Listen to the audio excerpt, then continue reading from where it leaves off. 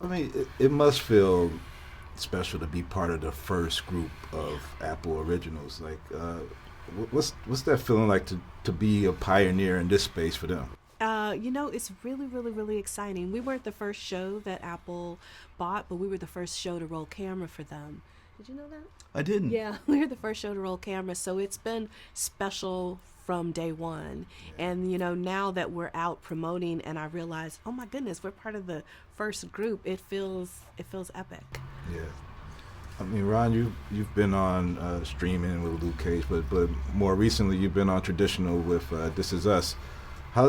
What's the differences when you get into it as an actor to be on streaming platforms as opposed to traditional distribution methods? I don't think the platform is what I don't focus on. It's really about the work,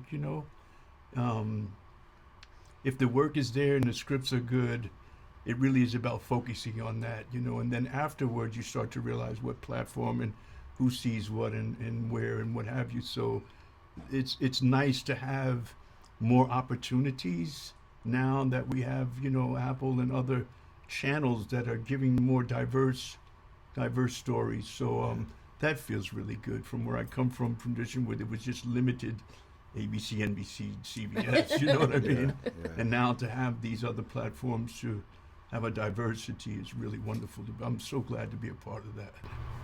I was talking to Makai and Michael, and it was like, they look behind the monitors. There's so many women behind the monitors in this thing. And we've been in this era of, where we've been discussing women empowerment, and you've been a part of this movement. But where do you see that going forward? Like, what's the next steps you would like to see where women are getting more of these opportunities and so forth? I love all the creative opportunities. I'd love more opportunities in the executive ranks. I think that is the next step, and that's the more women who can greenlight things. Yeah, I think that's the next step that we all hope for.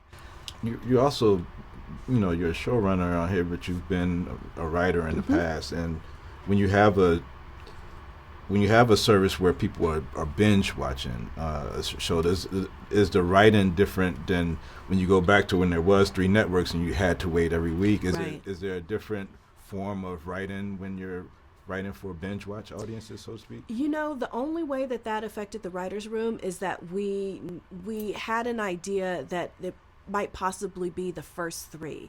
Somehow or another, we got a hold of data that people, well, if they get through the first 3, then they're going to stay with you. Yeah. So we just really needed the first 3 episodes to set the emotional stakes for everybody on the show. Okay. What's the perks of this? Do y'all get like free iPads? Do y'all not have to wait online for the Genius Bar and make Genius Bar appointments? There's got to be something that Apple is hooking up for you guys. Yeah, the Apple is very, very generous in every way. Yes, they are. I would say the same. Yeah, there's a lot of little perks, man. Of course, man, and they make it. They're beautiful. They're beautiful in that way. Yeah. Last question I have to ask is, like, there's been so much talk around casting these days of British actors versus American actors, especially for black actors. And this one with Makai and Michael and Ron, there's a lot of American great black actors. And what do you think is the push for? I mean, why do you think there's been so many British actors getting more dramatic roles in some movies than American actors? So, as a producer, what do you think the casting seemed to lean that way, at least? I'm not sure, but I just feel like the best person for the role is the only answer ever. And I don't think that we took into consideration whether someone was American or British. We just knew that these were the actors that we wanted for the part, and it just fell that way. Yeah. So it's just the best person for the role, in my opinion. I think you got the best people. Also, just real quick, I wanted to say there's an element that's missing that people forget. Traditionally, money has been sucked out of the arts here in America. So traditionally, you have more funding in the arts. So most people think that actors are more prepared because they come from an artistic educational background, whereas here, so much money has been sucked out of the arts. Instruments are not in schools. We don't have theater programs.